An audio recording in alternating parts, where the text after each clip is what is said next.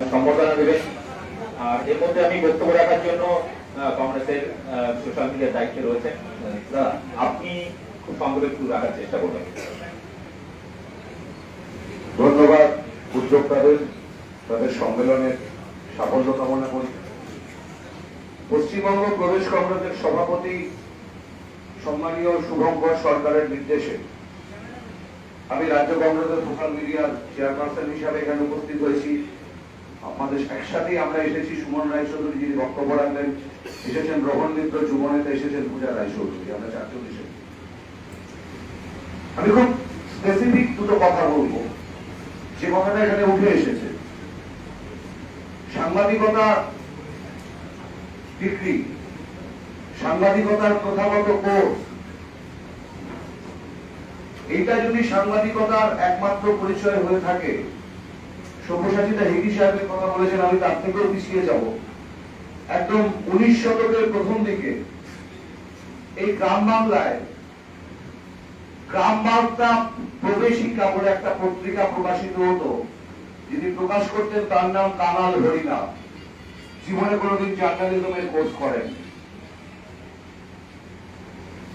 আজকে দাঁড়িয়ে আপনাদের যে দাবি দেওয়া, এ নিয়ে দীর্ঘ আলোচনা চলবে। আমি শুধু পশ্চিমবঙ্গ প্রদেশ কংগ্রেস সভাপতির একটি বার্তা আপনাদের কাছে পৌঁছে দিতে চাই, যেটা আপনারা বলেছেন।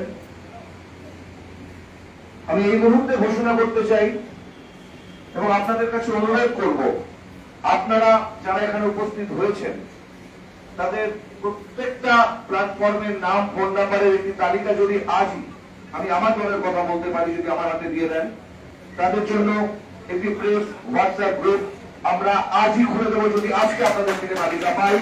এবং সমান্তরাল ভাবে যেভাবে মেইন স্ট্রিম মিডিয়াকে আমরা খবর দিই, ঠিক সমান্তরাল ভাবে এই মিডিয়া, ডিজিটাল প্ল্যাটফর্মের মিডিয়াকেও আমরা সমস্ত খবর দেব। এবং যদি আপনারা আজকে তালিকা দেন, আমরা আজকেই সেটা হোয়াটসঅ্যাপ গ্রুপটা খুলে দিতে পারি। আর একটা কথা আমি বলবো, যে ব্যক্তিগতভাবে ডিজিটাল প্ল্যাটফর্মকে ইন্টারভিউ দিতে কিংবা তাদের কোনো শোতে যেতে আমি কোনোদিন কুণ্ঠাবোধ করিনি এবং কুণ্ঠাবোধ করার কোনো জায়গাও নেই।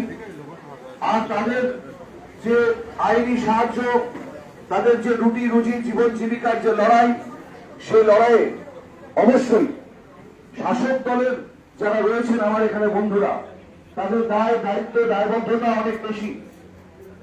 আমি তাদের কাছে অনুরোধ করব যে আসুন, আপনারা যদি আরো একটু বেশি এগোতে পারেন, কারণ আপনাদের কাছে যে কাজটা অনেক সহজ হবে।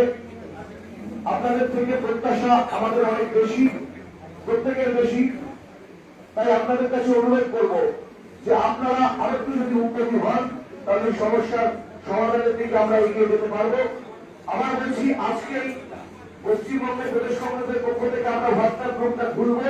যদি আপনাদের তালিকা আমরা আজকেই পেতে পারি, এটা মাননীয় শুভঙ্কর সরকার তিনি বার্তা দিয়েছেন, আমি সেই বার্তাটা আপনাদের সামনে দলের পক্ষ থেকে রাখলাম।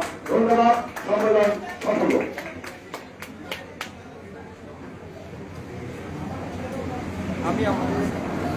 এই মুহূর্তে বিজুকে কিছু বলার জন্য অনুরোধ করছি। নমস্কার। ইতিমধ্যে আমাদের মধ্যে তৃণমূল কংগ্রেসের সাধারণ সম্পাদক এবং অন্যতম মুখপাত্র শ্রী কুণাল ঘোষ এসেছেন, উপস্থিত আছেন আমাদের দলের তৃণমূল কংগ্রেস শাসক দলের অরূপ চক্রবর্তী এবং সোশ্যাল মিডিয়ার সভাপতি দেবাংশু ভট্টাচার্য। এখানে ডিজিটাল মিডিয়া ফেডারেশনের তরফ থেকে যে সুন্দর পরিকল্পনা নেওয়া হয়েছে, তার জন্য আমি ব্যাপারী এবং সাজিদুল ইসলামকে ধন্যবাদ জানাই। আর আমি মনে করি এখানে যা যা দাবি আছে সেগুলো অত্যন্ত যথাযথ দাবি।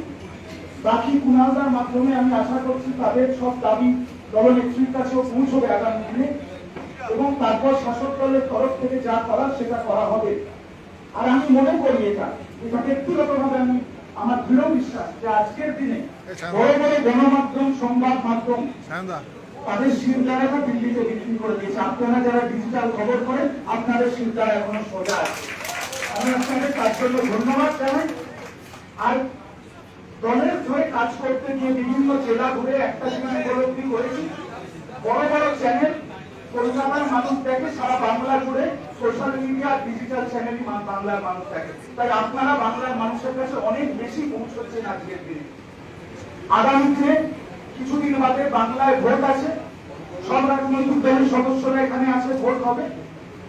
তৃণমূল কংগ্রেস বাংলা, বাঙালি ও বাংলার উন্নয়নকে সামনে রেখে ভোট করবে। আমি আশা করব যে ডিজিটাল মিডিয়া সাংবাদিক যারা এখানে আছেন তারা সকলেই